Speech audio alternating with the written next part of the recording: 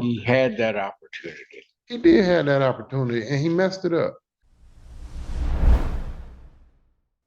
Court calls case, People versus Carlos Mack. Here we go. Yes, Your Honor, please for Brandon Bird on behalf of Carlos Mack.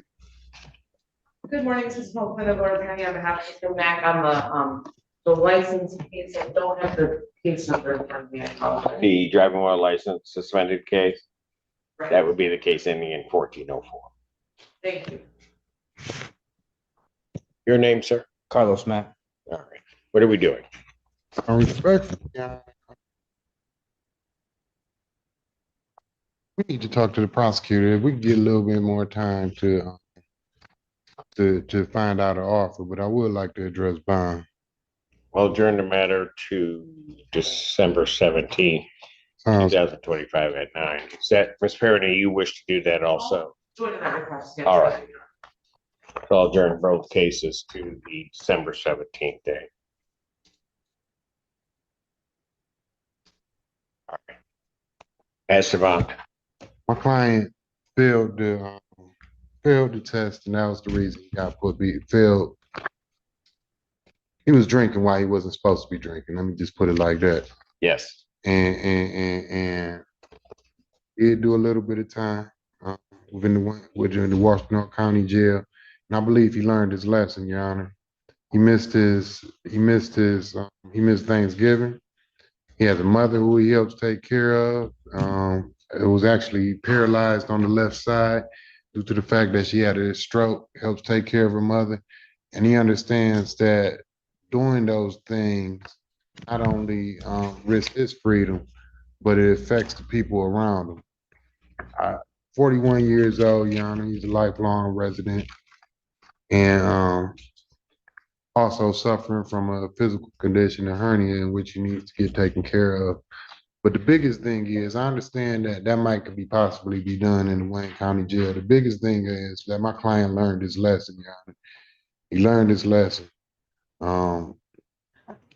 First of all, the Washington County Jail is one place he doesn't want to be, and hopefully is one place that nobody wants to be. But him not being able to stand up and take care of his responsibilities and be with his family affected him enough where I believe that he wouldn't commit the same mistake again. Or we can't even call it a mistake. He won't violate bond again.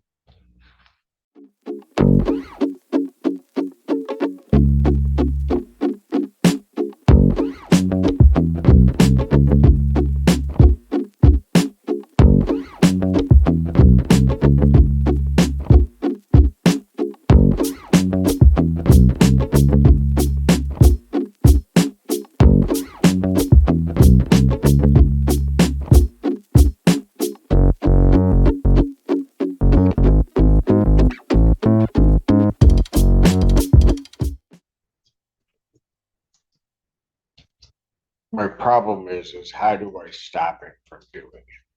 Your Honor, we could put on a sober link to ensure He that was. That's what he violated on. we could put it on again. We're coming at the mercy. So We're coming at why would I just continue to do the same thing? because he just sat in the Washington County Jail, and you're understanding judges like yourself, Your Honor.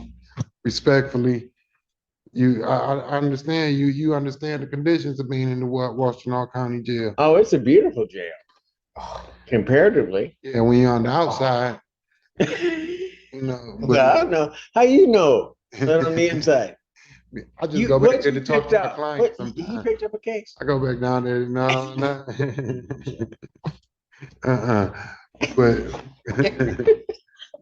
But Your Honor, respectfully, we're begging the mercy of this court. I understand what you're doing. I also understand, here from the view at the moment, he's what, a 177? And then when he violates, he's almost he's a 0.08, almost a 0.09 when he violates. And then more importantly in that, doesn't retest.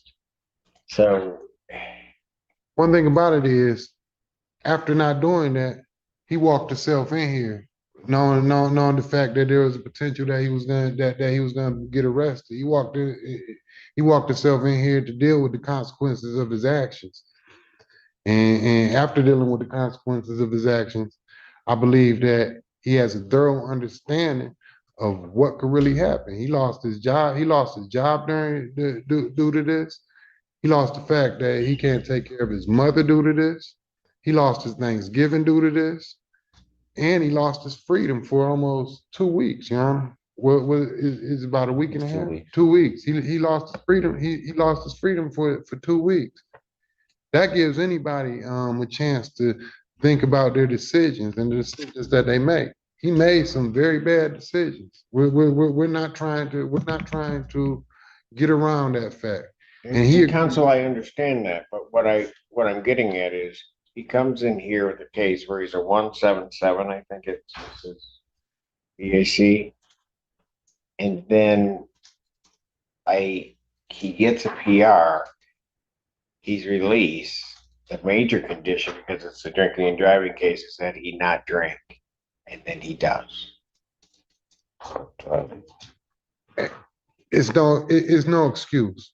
It's no excuse that I could give you for that, Your Honor. There's no excuse that my client's trying to give you for that.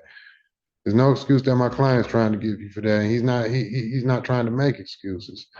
The fact of the matter about it, moving forward with this, I understand the predicament that you're in and what you're trying to ask of me and what you're trying to ask of him. How can I ensure that he won't drink when I already gave him the opportunity and he had a sober link on? So that was the least restrictive means of. Let me put it to you more bluntly. If he goes out and I release him, he drinks again, gets behind the wheel, and hurts or kills somebody, what do you want me to say to that person? I don't think there's anything that we'll be able to say besides remand. And I'm not going to be in that position for the people. He has a 2010 prior OWI as well here. It might be an OWBI, but I remember looking at his record. It was a .177, not charged as a high BAC due to my office recognizing the percentage differentials that happen when blood is tested by the Michigan State Police Lab. However, if the court were to entertain release at any time, people would request a scram tether. And that's 15 years ago, Your Honor.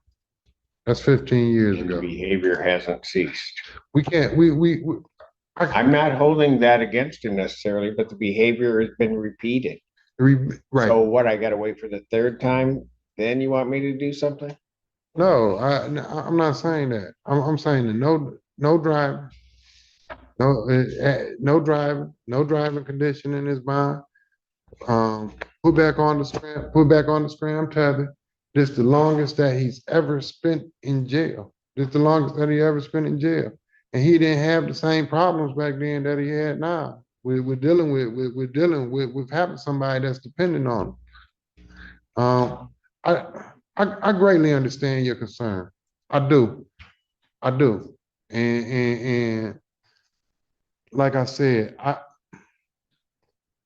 can't guarantee anything. I know. I can't guarantee anything, but I know one thing. After speaking with my client, I spent some time speaking with him in the Washington County Jail. And more than just to get out of jail, my client wants to show this court that he could abide by the conditions of bond and be a better person. And that's one reason why we're He had that opportunity. he did have that opportunity and he messed it up. Big time. He messed it up big time. And he did 2 weeks for it. He lost his job for it. He suffered multiple consequences because of his actions in that matter. And he understands that he can't suffer those consequences anymore.